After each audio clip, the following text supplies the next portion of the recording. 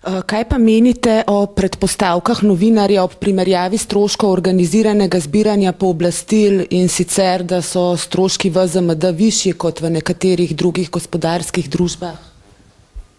No, moram odločno zavrniti to vrstna namigovanja.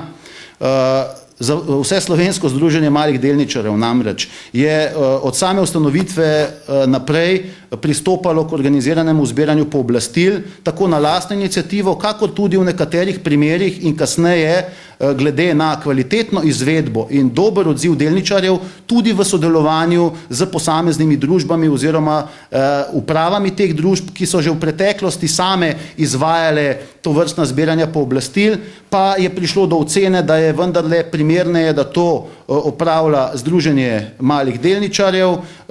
sploh glede na to, da je bila naša ponudba prekoslej cenovno boljša, hkrati pa v kvalitativnem smislu neprimerno boljša od obstoječih. Mi smo s tem v zvezi razvili postopke, ki ustrezajo in vključujejo najvišje standarde, tako v tehnološkem smislu, kot v smislu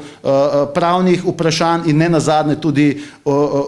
oblike, kar pomeni, da je rezultat v okviru organiziranih zbiranj pooblastil, ki jih izvaja vse slovensko združenje malih delničarjev, neprimerno boljši kot v vseh drugih primerljivih zbiranjih pooblastil v smislu odziva samih delničarjev, v smislu veljavnosti prejetih pooblastil in prepričan sem tudi, da v stroškovnem smislu. Kajti mi vedno znova sledimo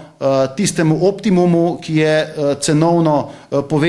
pogojen, hkrati pa seveda ob tem zagotavljamo maksimalno kvaliteto in sem prepričan, da v tem primeru ne more biti ob nekem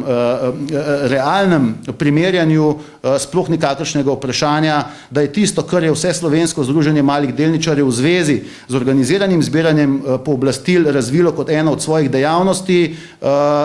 v konkurenčnem smislu sigurno najboljša opcija, hkrati pa ne izpostavim, da okrog tega, ker gre za eno od storitev, ki jo naše združenje izvaja in iz česar pokrivamo seveda tudi nekatere druge programe, ki jih peljemo, torej iz tistega, kar združenje za izvedbo in storitve pri tem izvede, še vedno ob cenovno najugodnejših okvirih. No, seveda pa velja izpostaviti tudi to, da v primeru, ko vse slovensko združenje malih delničarjev na podlagi pogodbe pristopi k zbiranju pooblastil v povezavi, v partnerstvu z družbo, ki je zainteresirana za to, da na ta način bolje informira vse delničarje, torej tudi male delničarje, jim da možnost, da se do vsakega vprašanja opredelijo, bodi si pozitivno, bodi si negativno, da izberejo tistega pooblaščenca, ki mu najbolj zaupajo, da v tem vedno obvestimo tudi preko obvestil Ljubljanske borze, torej SEO-neta, da so to stvari, ki so odprte in transparentne in hkrati, da gre za eno od zadev v smislu dejavnosti, ki jo združenje izvaja v okviru najbolj ugodno, cenovno in kvalitetno prav tako, hkrati pa skozi to omogoča prvič boljše informiranje delničarjev, njihovo participacijo na skupščinah delniških družb, tudi če se jih ne udeležijo neposredno in seveda iz tega naslova vsaj deloma pridobi tudi tista sredstva, ki jih lahko namenja za vse ostale dejavnosti, programe in postopke. Skratka, več je tistih virov, s katerimi vse slovensko združenje malih delničarjev uspe brez proračunskih, javnih, kakršnihkoli sredstev, brez članarin, zagotavljati storitve, kot jih zagotavlja in prizadevanja za pravice malih delničarjev in vse te dejavnosti seveda